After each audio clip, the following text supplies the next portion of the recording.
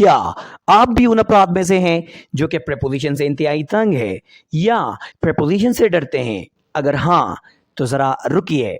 दोस्तों, अगर किसी एग्जामिनेशन में आप लोगों के सामने इन अल्फाज में से कोई भी आ जाए, जैसा कि parallel, equal, likeness, akin, similar, symmetrical, homologous, analogous, synonymous, tantamount, identical, corresponding and equivalent।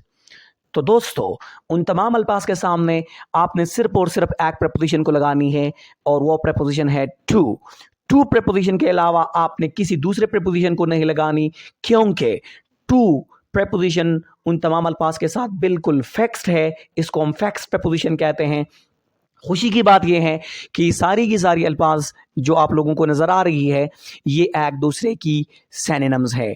To preposition के साथ फिक्स्ड अल्फाज जो है, उन अल्फाज का एक छोटा सा ग्रुप ये भी है, जिस तरह के restricted, confined, limited, constructed, restrained, reduced, tight and bound.